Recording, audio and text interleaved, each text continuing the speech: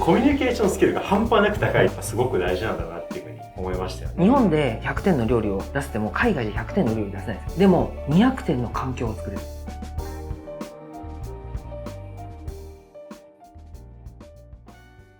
デンはですね、世界のベストレストランで11位、アジアのベストレストランで3位と、非常に高評価を得ていて、ここ何年かそういう状態が続いてるんですけども、こうやって世界中から評価されるようになったきっかけっていうのは最初何だったんですか？やっぱり神保町って海外の人が多かったんですよ、実は。東京駅から近かったりとかっていうのもあって。なるほど。海外ってその、口コミの絶対度っていうのがなんかあるみたいで。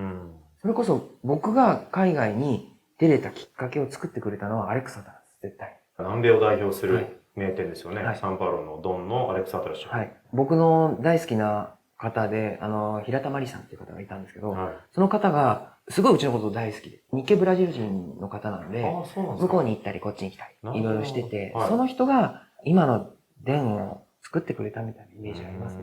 なんか、シェフがやっぱり、ブラジルのシェフとかが日本に来るときに、じゃあデン行こうよ、みたいな感じで来てくれて、アレックスが本当にうちに来てくれて、ブラジルのシェフが来るみたいな感じで、で、僕はもうそのシェフの話は聞いてたんで、パイナップルにブラジルのアリを乗っけて出すっていうスペシャリテがあって。だから僕が一時期お皿にアリを乗せたのは、アレックスのことがあってやっぱ乗せたりとかしてたんですけど、で、海外のシェフって面白いことに、日本だとやっぱり、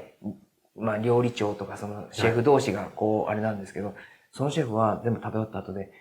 アルバイトの子たち全員にまでハグしてくれて、もうありがとうみたいな。シェフってこんなに優しいのみたいな。全身タトゥーで、そうですよね。ブラジリアン柔術やっててもこんな人ですよ。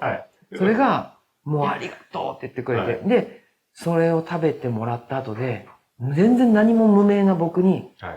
ドンが7周年やるんだよ。ブラジルに来ない。一緒に料理作ろうって言われて、呼んでくれたんですよ、僕を。それ何年ぐらいの話ですか？それは何年だっけな。もう、10年ぐらい。10年ぐらい前ですかね。行くことになって、で、向こうでこう料理を作らせてもらって、で、アレックスが日本に行ったら、デンで食べろ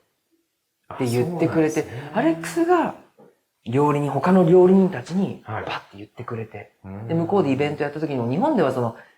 食のジャーナリストとか、その頃って全然やっぱりいないじゃないですか。で、そんな中で、海外行った時に、アレックスが7周年イベントで、それチャリティーイベントなんですよ。そうなんですね。寄付する。そのアマゾンを守るために。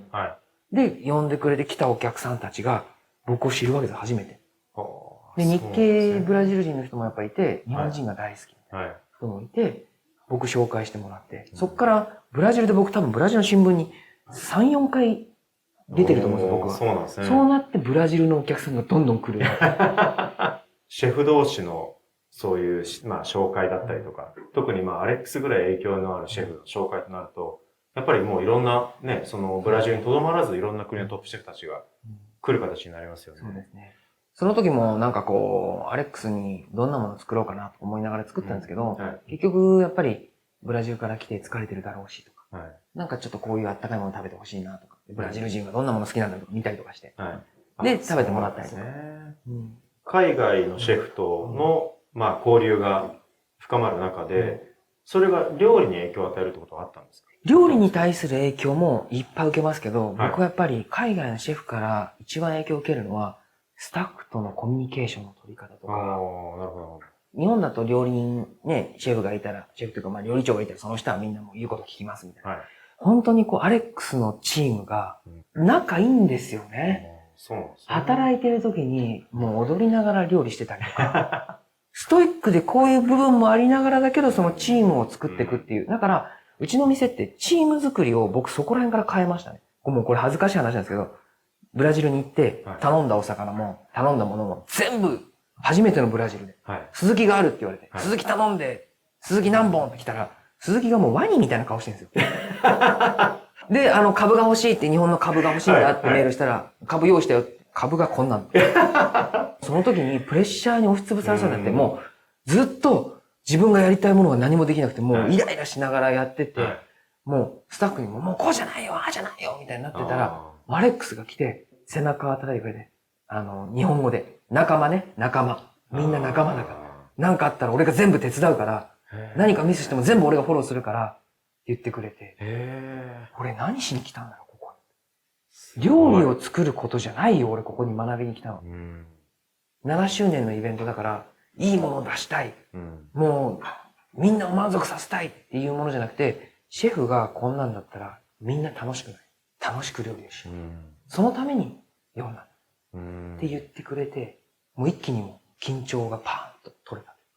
そうなんですね。だから自分がスタッフが20人も30人もいる中で、僕、姉さんと2人で料理盛り付けたんですよ。やらせられないと思って。こうやらなきゃいけないみたいな。だからそれでお客さんを待つ時間も増えちゃうじゃないですか。そうですよね。そんな中、アレックスはみんなを待たせてくれて話しながら。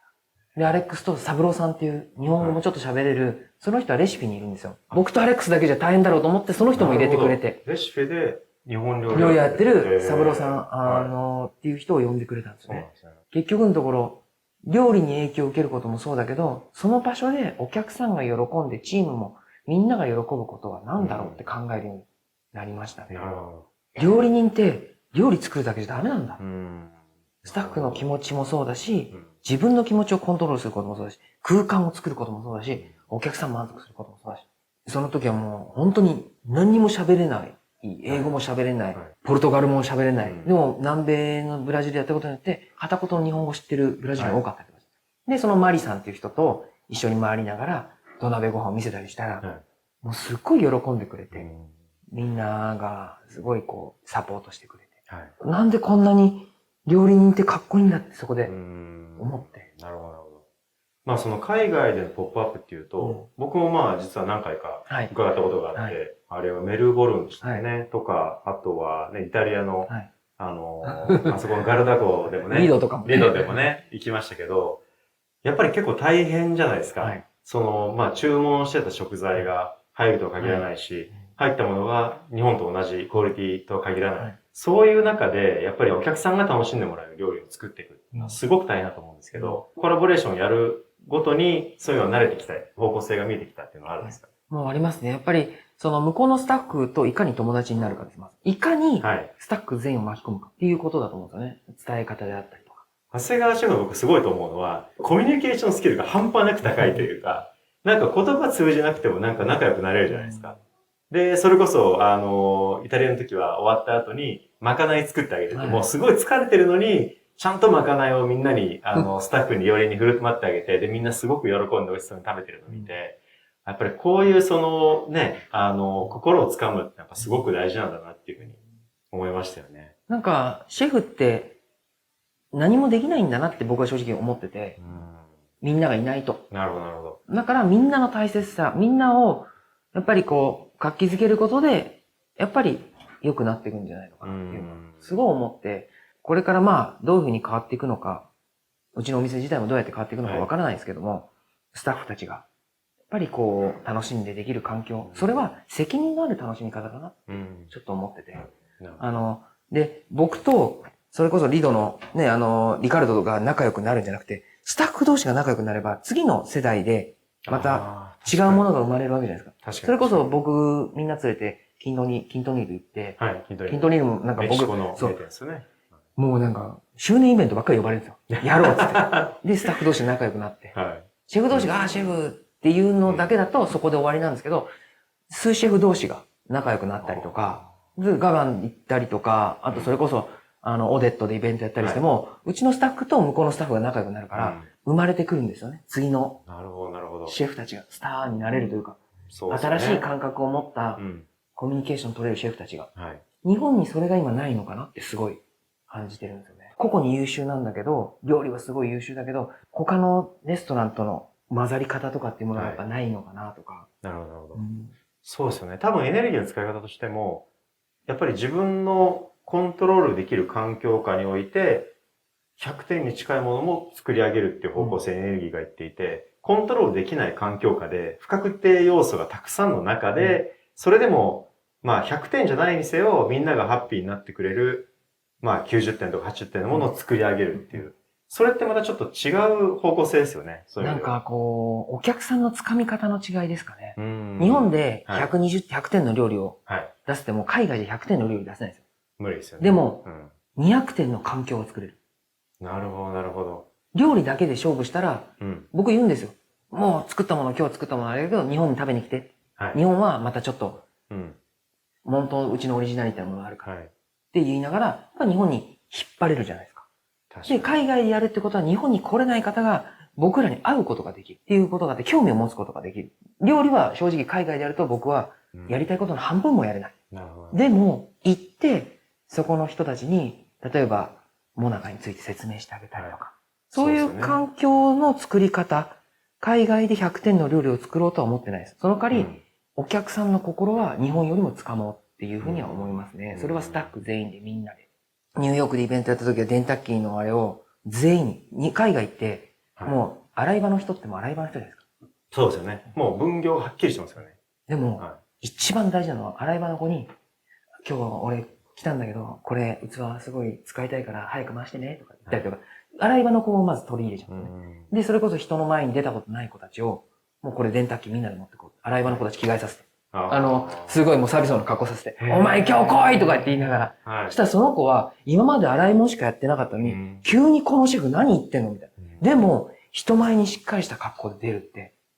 すごいプライドになると思うんですよね。ね、モチベーションになりますよね。いいよ、出そうよ、俺と一緒に行こうよ、みたいな。そうやってやることによって、みんな平等だし、みんないいよね、みたいな。いうの環境を作ったりとかって、すごいやっぱり良かったりとか。なんか料理をもちろん表現していくってこともそうなんですけども、なんかそういう環境を作ってって料理人がすごいやっぱ楽しいし、いろんな人に支えられてるってこととか、そういったこととかもなんか知ってもらいたいなって思うんですよね。確かに確かに。やっぱりもともとその欧米では、食事を語るときに、英語でよくそのダイニングエクスペリエンスっていう言葉を使うと思うんですけど、なんかその料理というものというよりは、食事体験というか、そのものじゃなくてこととして捉えている。だからそうすると、やっぱり料理はその中の中心であることは間違いないんだけども、やっぱりそのサービスだったりとか、環境だったりとか、最終的にその、美味しかったも大事だけど、楽しかったかどうかっていうところがすごく重要視されるじゃないですか。で、日本は別にそれは悪いことじゃないんだけど、やっぱりそのお皿の上をどう完成させるかっていうストイックにこう突き詰めていくっていう方向性があって、でも、やっぱりそういうそのダイニングエクスペリエンスとしての料理っていうのもすごく大事なのかなっていうふうに、個人的には思うので。そうですね。なんか、料理が美味しいっていうのって、これ浜田さんわかると思うんですけど、僕らが美味しいもんって、そう多くはないじゃないですか。それは逆もそうだと思うんですよ。日本料理を海外の人がみんな美味しいかって思うとそうじゃない。でも、さっき言ったように、楽しい思い出って一生残るじゃないですか。そうですね。そこをどう作っていくかっていうことだと思うんですね。なるほど。あとは、海外のシェフたちが実践しているように、そういう環境を作っていくとか、お客さんとの関係だったり、っていうものに対して、もう少し考えていくと、また違う、面白いものが生まれてくるんじゃないのかな。そうですよね。いや、すごくいい話を伺うことができました。